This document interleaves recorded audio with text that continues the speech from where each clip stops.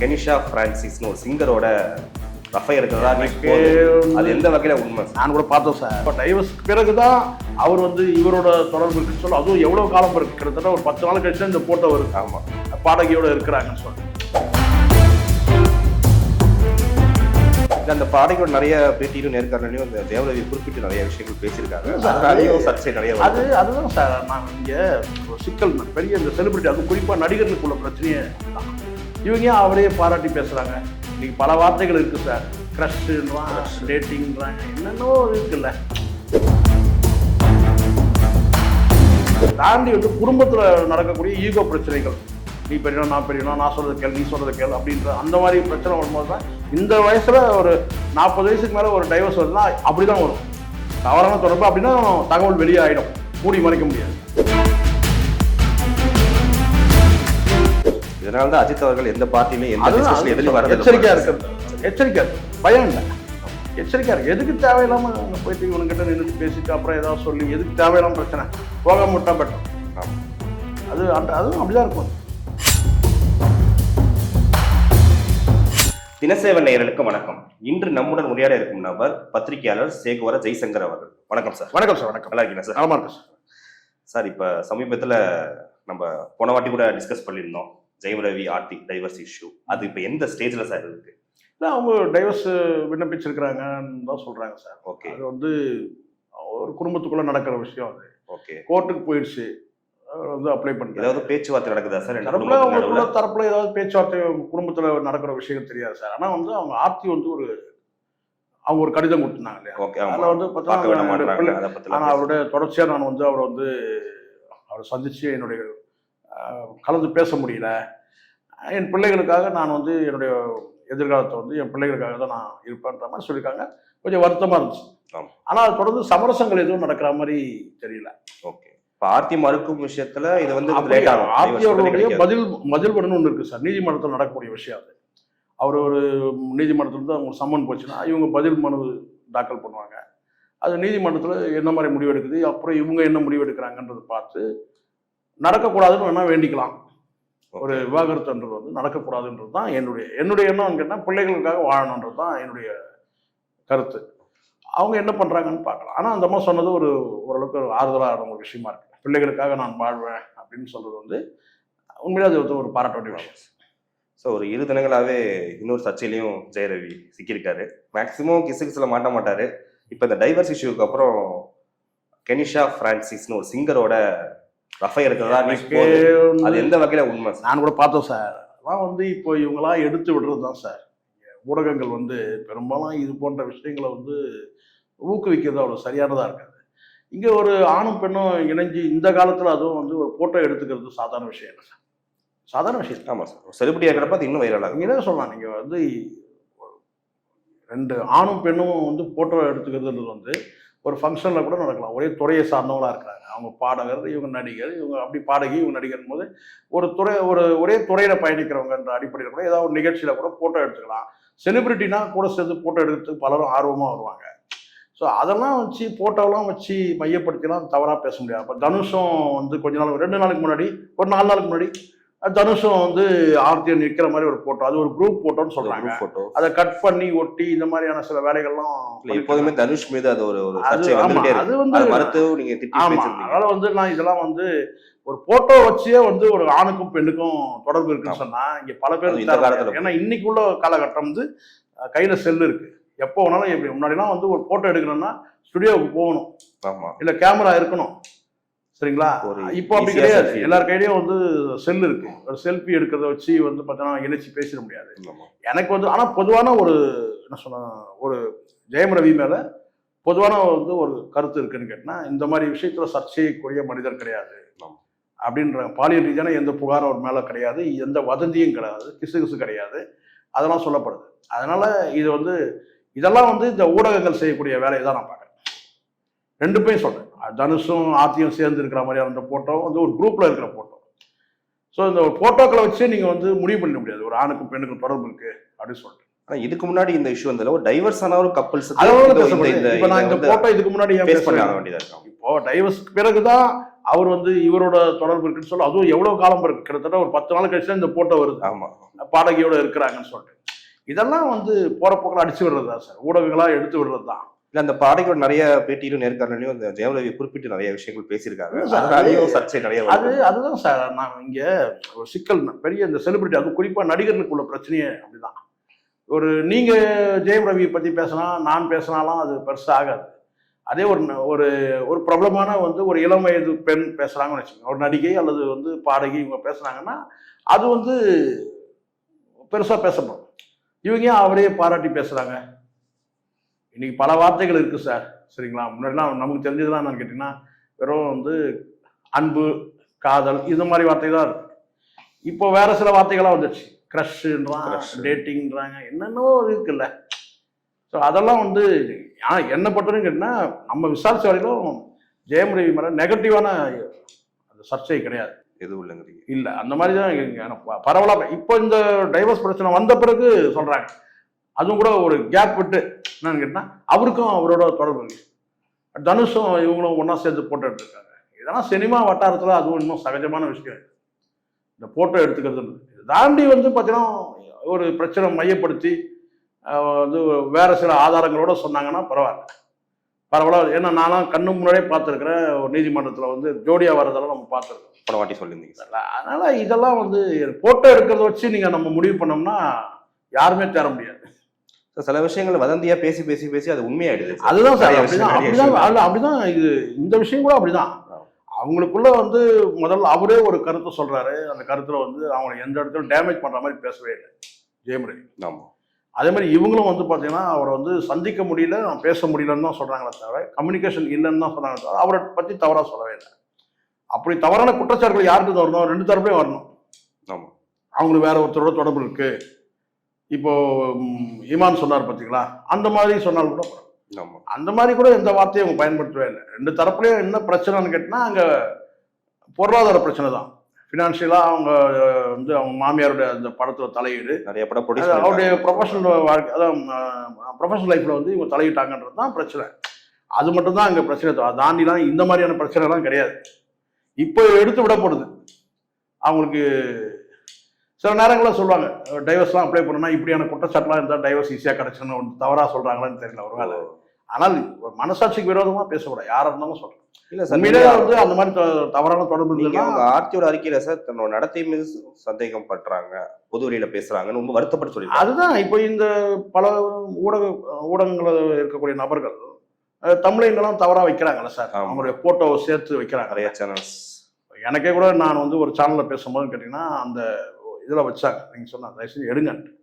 நான் உள்ள பேசுறதுக்கும் இவங்க தமிழில் வைக்கிறதுக்கும் தொடர்பே கிடையாது. அது மாதிரி எடுங்கன்னு சொல்லிட்டு அது சின்னதாக தான் வச்சுருந்தாங்க. சின்னதாக இருந்தாலும் பெருசாக இருந்தாலும் அது தவறு தான், நீங்கள் அதை எடுங்க.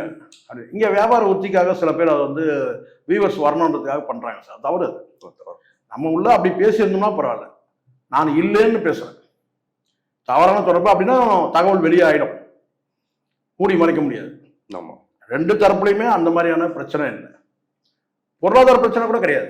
அவங்க மாமியாருடைய தலையீடு வந்து தொழில் ரீதியான இவங்க தலையீடு தான். இது வந்து மெல்ல மெல்ல டெவலப் ஆகி இவங்களுக்குள்ள ஒரு மிஸ் அண்டர்ஸ்டாண்டிங் வருது. நிறைய யூடியூப் சேனல்ல ஒன்னா பேட்டி கொடுத்தாங்க, இந்த மாதிரி ஜோடி இருக்காது நிறைய பேர். 15 வருஷம் லைஃப் இல்லை சார். 15 வருஷத்துக்கு அப்புறம் இப்போ ஆரம்பத்திலே இந்த மாதிரியான செக்ஷுவலான பிரச்சனை இருக்குன்னு வச்சுக்கோங்களேன். இதெல்லாம் எப்போ ஆரம்பிக்குங்கன்னா அடுத்த ஒரு 5 வருஷத்துல ஆரம்பிச்சிடும்.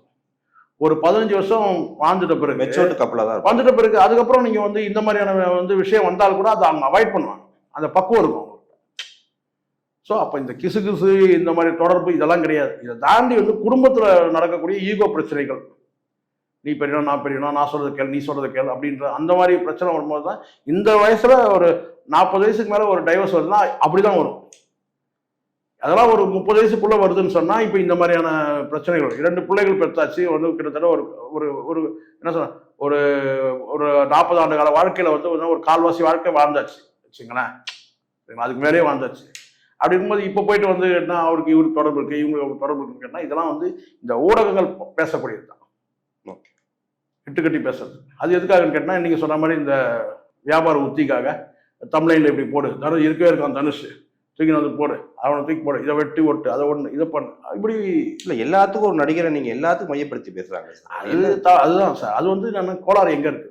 அதனாலதான் நம்ம ரொம்ப ஜாக்கிரதை, கேரக்டர் வந்து ரொம்ப ரொம்ப எச்சரிக்கையா இருக்கும் சார். இங்க வந்து கேரக்டர் டேமேஜ் ஆயிடுச்சு வச்சுக்கலாம், மற்ற எது வேணாலும் டேமேஜ் ஆகும். உடம்புல இருக்க உறுப்பு எது வேணாலும் டேமேஜ் ஆனால் கூட நம்ம வந்து ஒரு கால் போனால் கட்டைக்கால் வச்சுக்கலாம், கை போனால் வந்து பார்த்தீங்கன்னா வந்து வேற வந்து கை இது பண்ணிக்கலாம், பணம் போனால் கூட பணம் சம்பாரிச்சிக்கலாம். பட் கேரக்டர் டேமேஜ் ஆச்சு வச்சுக்கலாம், மறுபடியும் மீட்டு கொண்டாது சாதாரண விஷயம் கிடையாது. அதுவும் இந்த சமூகத்தில் கரெக்ட். இப்போ இருக்க சமூகத்தில் ஒரு கேரக்டர் டேமேஜ் ஆச்சுன்னா அவ்வளோதான், முடிஞ்சிருச்சு. ஆமா, அதை வச்சு நம்மளை காலி பண்றாங்க. அதனால நம்ம கேரக்டர் ரொம்ப ரொம்ப எச்சரிக்கையா இருக்கணும்ன்றாங்க. நம்ம பணம் கூட விட்டுடலாம், தவற விட்டுடலாம், சம்பாரிச்சுக்கலாம், கை கால் பணம் கூட கட்டைக்கால் வச்சு நடந்துடலாம். ஆனா கேரக்டர் டேமேஜ் ஆச்சு வச்சுக்கலாம், இவன் இவ்வளவுதான் அப்படின்னு சமூகம் ஒரு கட்டம் கட்டிச்சுன்னா அவ்வளவுதான், முடிஞ்சிச்சு. இதனாலதான் அஜித் அவர்கள் எந்த பார்ட்டிலையும் எச்சரிக்கையா இருக்கிறது, எச்சரிக்கை, பயம் இல்லை, எச்சரிக்கையா இருக்கு. எதுக்கு தேவையில்லாம அங்க போயிட்டு இவனுக்கிட்ட நின்றுட்டு பேசிட்டு அப்புறம் ஏதாவது சொல்லி எதுக்கு தேவையில்லாம பிரச்சனை, போகாம விட்டா பெட்டர். அதுவும் அப்படிதான் இருக்கும். ஸோ அதனால வெளியில வரணுன்றது அஜித் பேசுறது சரிதான், அதே சமயத்தில் ஃபுல்லாவே உள்ளே வந்து மறைஞ்சு வாழறதும் தப்பு தானே. பிரபலமானவங்க இருக்கும்போது பார்த்தீங்கன்னா எந்த இடத்துல வரணுமோ அந்த இடத்துல வெளியே வந்து தான் ஆகணும். அதுக்காக மறைஞ்சு வாழணுன்ற அவசியம் கிடையாது. இப்போ விஜய் கூட அரசியல் கட்சி தொடங்கிட்டாரு, இவ்வளவு நாள் எல்லா ஃபங்க்ஷனுக்கு வருவார் விஜய். எல்லா ஃபங்க்ஷனுக்கு வர்றது வேற, அது ஒரு பக்கம். அது வந்து விஜய் ஃபங்க்ஷனுக்கு வருவார், ரைட், ஓகே. அஜித் சொல்றேன், அஜித் வந்து பார்த்தீங்கன்னா வந்து எதுக்குமே வரமாட்டாருன்றது இருக்குல்ல, அதுவும் கூடாது இல்லை. ஒரு நல்லது கெட்டது போனது வரணும் இல்லை, செலக்டிவா போகக்கூடிய நபரா இருக்கிறார். சினிமா உலகத்தில் இருக்கும்போது பார்த்தீங்கன்னா தன்னோட பயணிச்ச ஒருத்தர் இறந்து போறாங்கன்னா அதுக்கெல்லாம் வரணும் சார், நல்லது கெட்டதில் கலந்துக்கணும்ல. இப்போ விஜய் வந்து இது வரைக்கும் வராமல் இருந்தாரு, இப்போ அரசியல் கட்சி தொடங்கிட்டாரு. இப்போ பெரியார் சிலைக்கு போன வருஷம் மாலை போடுறாரு, இந்த வருஷம் வந்து பெரியார் சிலைக்கு வந்து மாலை போடுறாருன்னா முதல் முறையா இன்னைக்கு புதுவெளியில வந்திருக்காரு. அதுதான், சாதாரணமாலாம் வரல, அது வந்து புஷியானதோட அனுமதியோட வந்திருக்கிறாரு. புஷியோட தானே சார், கட்சியோட தலைவரே விஜய் தான் சார். சார் அப்படிதான் சார் இருக்கு, அங்க இருக்கிற நிலைமை தானே சொல்றேன். புஷியானது சொன்னாதான் சார் அவர் வெளியே வர முடியும். கட்சிக்கு ஒரு பொது நீங்க பாக்குறீங்களா, இப்ப கூட புஷியானது பாருங்க சார், அவர் மாவட்ட அளவுல நீங்க ரசிகர் மன்றத்துக்கு அவராசம், நீங்க ரசிகர் மன்றத்துக்கு இருந்துட்டு போட்டோம், கட்சிக்கு பொதுச்சா இருக்கும்போது அவர் ரசிகர் மன்ற தலைவராகவே நடந்துட்டு வர்றாரு. அதுதாங்க பிரச்சனை. இப்போ ஜெயலலிதா இருக்கிறாங்க, சசிகலா இருக்கிறாங்க, ஒரு இடைவெளி வந்து ஒரு 2-3 அடி இடைவெளி இருக்கும், கரெக்ட்? ஆமா, எடுங்க, நான் போட்டோ எடுங்க. அவங்களுக்கும் இவங்களுக்கும் ஒரு 2 அடி கேப் இருக்கும். என்ன சொல்ல போனா சசிகலா குரலே எப்போ பாத்தீங்க நீங்க? அவங்க அம்மையார் அவங்க இறந்த பிறகுதான் அவங்க குரலே வந்து நம்ம பாக்குறோம். அதுக்கு முன்னாடி அவங்க குரல் கூட நம்ம பார்க்க முடியாது, கேட்டுக்க முடியாது பொதுமக்கள். ஆனா இங்க இவரு இங்க வந்து பாத்தீங்கன்னா வந்து புஷியானது ஒரு 1/2 இன்ச் ஒரு கேப் இருக்கும், அவ்வளவுதான், 1 இன்ச் கேப். அப்படியே அப்படியே ஏன் அப்படின்னு கேட்குறேன். எதுக்கு விஜய் அப்படி பொத்தி பாதுகாக்கிறாரு? அவ்வளவு என்ன பாதுகாப்பு சிக்கலா இருக்கு? முன்னாடி எந்த படம் ரிலீஸ் ஆனாலும் கட் அவுட்ல வந்து எஸ்சிஎஸ்சியோட போட்டோ இருக்கு சார். இப்போ அது எல்லாமே கொஞ்சமா அது எடுத்துட்டாங்க. இல்ல நமக்கு நோக்கம் வந்து எஸ்எஸ்சி வந்து இவரோட முட்டை விடணும் அந்த மாதிரி எண்ணம்லாம் நமக்கு இல்லை சார். நீங்க விஜய் வந்து சுதந்திரமா செயல்பட விடுங்கன்ற ஒரு கூண்டு கிழி மாதிரி வச்சிருக்காரு சார். அவர் சொல்லி தானே சார் புஷியா இருந்து பண்ணுவாரு. இல்ல நான் தன்னிச்சையான முடிவுகள் எடுக்க முடியுங்களா? அப்படி கிடையாது. இங்க வந்து எல்லா வந்து நீங்க முடிவு விஜயே கூட எடுக்கட்டும், ஆனால் அதை எக்ஸிக்யூட் பண்ணும் போது இருக்கிற அந்த சேட்டைகள் இருக்குல்ல சார், கட்சியினர்கிட்ட வந்து மரியாதையா பேசுறது இல்லையா சார்? பல புகார் வருது எனக்கு, தெரியுங்களா? என்கிட்ட போன் பண்ணியே சொல்றாங்க சில பேர். எந்த மாவட்ட செயலாளரையும் இவர் மரியாதையே பேசுறது இல்லை, எல்லாரையும் அவன் இவன் கடுமையான வார்த்தைகள். இன்னும் அந்த வார்த்தையெல்லாம் நான் சொல்லக்கூடாதுன்னு பாக்குறேன். சில சமயம் உதவி பண்ற விழால கூட நிறைய ரசிகர்களை தள்ளி விடுறது நிறைய சார். மாவட்ட செயலாளர்கள் வந்து நீங்க வந்து இவ்வளவு அடிமையெல்லாம் வச்சிருக்கூடாது சார். அவன் இவன் மரியாதை எல்லாம் பேசுறது, ஒருமையில பேசுறா கூட பரவாயில்ல, அது தாண்டி எவ்வளவு வார்த்தைகள். அந்த வார்த்தையெல்லாம் பேசக்கூடாதுன்னு நான் பாக்குறேன். இவன் வந்து புஷியானதெல்லாம் இருக்கிறதுக்கு விளங்காது. தமிழக வெற்றி கழகம் விளங்காது சார். பெரிய முதுகெலும்பா இருக்காரு சார். அதெல்லாம் ஒண்ணும் கிடையாது சார். நீங்க நினைக்கிறது நீங்க பாருங்களேன். இப்ப இந்த மாலை அணிவிக்க வராருல்ல, ஒரு 2 அடி தள்ளி தான் என்ன, அப்படியே இப்படி போறதும் யாரையும் பக்கத்துல விட்டுறக்கூடாது. அப்படிலாம் பாதுகாப்பு பிரச்சனை தான். நீங்க அவரை பாதுகாத்துங்க சார். எங்களுக்கு ஏன் சார் அவரு? நமக்கு எதுக்கு விஜய்? நான் கேட்கிறேன். நீங்க அவர் விஜய் பத்திரமா நீங்க வீட்டிலே வச்சு பாதுகாத்துங்க சார். பொதுவெளிக்கு பொதுவெளிக்கு சார். இதுவே நாங்க சொல்லி பாதுகாப்பு தேவைப்படுது. நான் இதுவே நாங்க சொல்லி தான் சார் பாதுகாப்பு தேவைன்னா நீங்க ஒரு தொண்டற்படை உருவாக்கிக்கங்க, ஒரு 50 பேர் தொடர்படை உருவாக்கிங்க. இப்போதான் முதல் முறையா நாங்க சொன்ன பிறகுதான் இப்போ இந்த ஜிம்பாய் இல்லாம அந்த பவுன்சர்கள் எல்லாம் வந்திருக்கு. நீங்க தொண்டற்படையே ஒரு 50 பேர் உருவாக்கிங்க சார் உங்க பாதுகாப்புக்கு. அங்க புஷி ஆனந்த் சுத்தி சுத்தி அப்படியே அப்படின்னா புஷி ஆனந்த் அப்படியே விஜய் வந்து கொஞ்சம் ஒரு சுதந்திரமா விடுங்க சார், சுதந்திரமா சிந்திக்க விடுங்க, சுதந்திரமா செயல்பட விடுங்க சார். அவரோட சிந்தனையோட கட்டுப்பாடுல தான் சார் கட்சி. சிந்தனையோட கட்டுப்பாடுலாம் இல்லை, நீங்க நினைக்கிறீங்க. அது சிந்தனை கட்டுப்பாடு கூட இருக்கட்டும், அது எக்ஸிக்யூட் பண்றது யாரு? நான் சொல்றேன் சிந்தனையோட கட்டுப்பாடு அவர் கரெக்ட், அவர் சிந்தனை தான் இருக்கு, சிந்தனை அதை எக்ஸிக்யூட் பண்றது யாரு? புஷியான ஒரு ஆள் தானே. அந்த அங்க நீங்க பாருங்களேன் அந்த காட்சியை கூட, நீங்க அந்த மரியாதை செலுத்தத்தை பாருங்க. பெரிய கிட்டத்தட்ட தளபதிக்கு ஒரு தளபதியா இருக்காரு சார். அதுதான் தளபதிக்கு தளபதியா இருக்கட்டும், தலைவலியா இருக்கக்கூடாது இல்ல? கரெக்ட். தளபதிக்கு தளபதியா இருந்தா பரவாயில்ல, தலைவலியா இருக்கக்கூடாது இல்ல? என்னுடைய அசம்ஷனா சொல்ல, சில பேர் போன் பண்ணியே சொல்றாங்க, சார் வந்து ரொம்ப ஒருமையில பேசுறாரு சார், நிர்வாகிகளை நாங்கள் வந்து தலைவரெல்லாம் நாங்கள் பார்த்தது கூட இல்லைன்றாங்க. மாவட்ட செயலர்களை தலைவரை பார்த்தது இல்லை, அதிகாரப்பூர்வ செய்தி தொடர்பாக தலைவரை பார்த்தது இல்லை. இது நீங்க சொல்லுங்க, இது ஒரு கட்சியா? இது நேரில் பார்த்ததே கிடையாது சார். இப்பதான் மாநாடு வரப்போகுது, இதுக்கு மாநாடு வருது, மாதங்கள் தான் ஆகுது. மாநாடு நடக்கட்டும், அது வேற சார், நடக்கும்போது நடக்கட்டும் சார். கட்சியோட அதிகாரப்பூர்வ செய்தி தொடர்பாளர் ஏதாவது வந்து பேச, இந்த செய்தியை நம்ம ஊடகம் சொல்லலாம் நமக்கு தெரியாது. அதிகாரப்பூர்வ செய்தி தொடர்பாளர் வந்து பேசணும்ல, யாராவது யார் இருக்கிறாங்க? விஜய் தாவேக்கால சொல்லுங்க, அதிகாரப்பூர்வ செய்தி தொடர்பாளர் யாரும் கிடையாது. அவங்களே சொல்றாங்க நாங்கள் இது வரைக்கும் தலைவரை பார்த்ததே இல்லை, நேரில் பார்த்ததே இல்லைன்றாங்க. எவ்வளோ பெரிய கொடுமை இல்லை இது? மாவட்ட செயலர் நாங்கள் தலைவரை பார்த்ததே இல்லை, எல்லாமே புஷி ஆனந்த் தான். அவரை மீறி நாங்கள் தலைவர்கிட்ட பேசிட கூட முடியாது, போன்ல பேச முடியாது. ஊர்ல யாரும் பிறந்த நாளுக்கெல்லாம் வாழ்த்து தருவீங்கல்ல, அவங்க கட்சியோட மாவட்ட செயலருக்கு வந்து ஒரு பிறந்தநாள் வாழ்த்து சொல்லலாமே, தப்புன்னு இல்லை. 30 மாவட்ட செயலர் இருக்கிறான்னு வச்சுங்களேன், 50 மாவட்ட செயலர் இருக்காங்கன்னு வச்சுங்களேன், தெரியாம தான் சொல்றேன், வடக்கு கிழக்குன்னு சொல்லிட்டு ஒரு 50 மாவட்ட செயலர் கூட இருக்கட்டும் சார். அந்த 50 பேரும் ஒரே நாளில் பிறந்திருக்க போறான், வெவ்வேறு நாளில் தானே பிறந்திருப்பாங்க. மாவட்ட செயலருக்கு ஒரு பிறந்தநாள் வாழ்த்து சொன்னா என்ன சார் ஆகிருப்போது? சொல்லுங்க. உங்களுக்கே உங்க கட்சியினர் மதிக்க தெரியல, அடுத்த கட்சியில எப்படி மதிப்பாங்க? இதெல்லாம் நடிகர் விஜய்க்கு இதெல்லாம் சொல்லி கொடுக்கணும், இதெல்லாம் உட்காந்து சொல்லி கொடுத்துருக்கோம். தகவல் போனதுக்கு அப்புறம் கண்டிப்பா அதான் நான் சொன்னேன், இதுவே சார் குத்தி குத்தி வேலை வாங்க முடியாது சார், இதெல்லாம் இயல்பா வரக்கூடியது. ஒரு மாவட்ட செயலர் நீங்களே அரவணைக்கணும். இதுதானே சார் வந்து அந்த தலைமைக்கு அழகு. ஒரு மாவட்ட செயலருக்கு பிறந்தநாள் வாழ்த்து சொல்லுங்க, அவன் பெருமையா சொல்லுவான், அதை ஒரு 100 பேர்கிட்ட சொல்லுவான், தலைவர் எனக்கு வாழ்த்து சொன்னாரு, பிறந்தநாள் வாழ்த்து சொன்னாரு. இங்க புஷியானந்த் தவிர வேற யாரும் கிடையாது சார். அது ஒரு குழு, அது ஒரு இப்போ ஒரு கார்பரேட் கம்பெனியா இருக்கும். மாநாட்டுக்கு அப்புறம் உங்களுக்கு 2ஆம் கட்ட தலைவர்கள்லாம் தெரிய வருவாங்க. அது எதுக்கு மாநாடுன்னு நான் கேட்கிறேன். மாநாடு எதுக்கு? மாவட்ட செயலர் அறிமுக நிகழ்ச்சின்னு ஒன்று நடத்துங்க சார். மாவட்ட செயலர்கள் அறிமுக நிகழ்ச்சி சார் மாநாடு நடத்துவாங்க சார். மாநாடு சார், மாநாடு நடக்குமான்றது கேள்வியா தானே இருக்கு. மாநாடு எப்படி சார் நடக்கும்? அக்டோபர் மாசம் என்ன தெரியும் நமக்கு? என்ன அக்டோபர் மாசம் என்ன மழை பெய்யும், எப்படி மாநாடு நடக்கும் சார்? காலநிலை மாறுது, மழை பெய்யும். டிசம்பர்ல பனி பெய்யும், பனி ஒத்துக்காது விஜய்க்கு. அப்படி எல்லாம் நான் சொல்ல, புஷியான சொல்றேன்.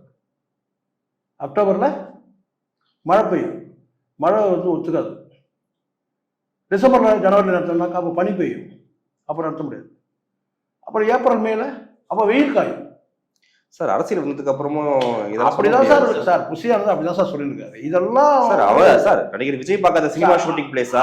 ஆல் ஓவர் தி வேர்ல்ட்ல எல்லா கண்ட்ரீஸும் போயிட்டு வந்திருப்பாரு. நீங்க நினைக்கிற தப்பு, அவர் நடிகர், எல்லா கிளைமேட்டும் வேஸ்ட் பண்ணிருப்பாரு. எல்லாம் அப்படி கிடையாது, நீங்க எல்லா கிளைமேட்லாம் கிடையாது, நீங்க நினைக்கிறீங்களா? சார் லியோ ஷூட்டிங் ஸ்பாட் ஃபுல்லா காஷ்மீர்ல நடக்குது சார். எங்க செயற்கை மழை பெய்ய வைக்க முடியும். செயற்கை மழையில வந்து பார்த்தீங்கன்னா என்ன வாட்டர் வரும்? எல்லாம் ஆர்ஓ வாட்டர் தான் வரும், எல்லாம் பியூரிஃபை பண்ண வாட்டர் தான் மழையே வரும். அது ஒன்றும் பண்ணாது, புரியுதுங்களா?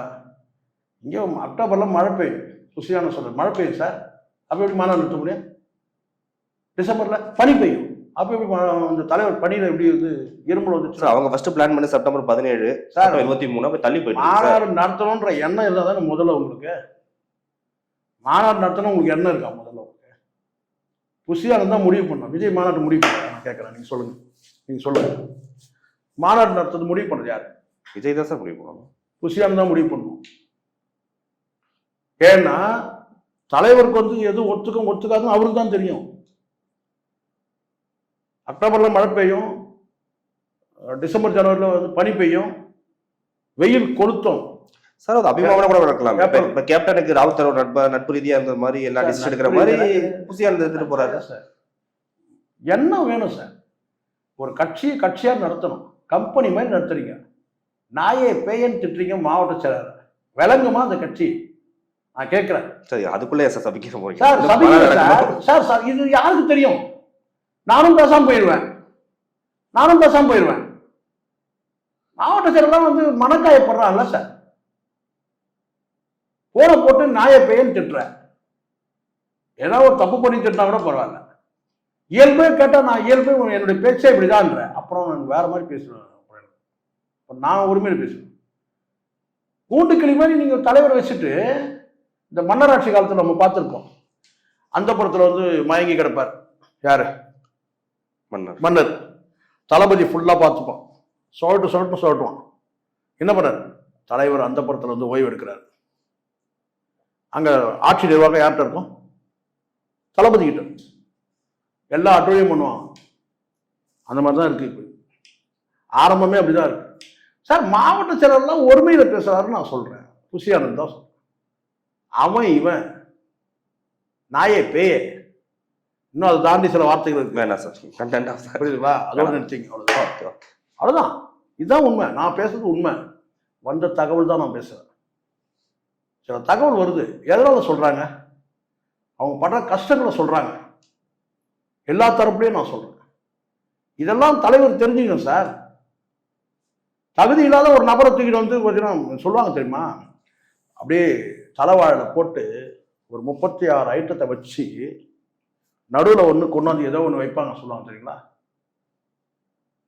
மாட்டு சாணமோ அல்லது வேற ஏதோ ஒன்று.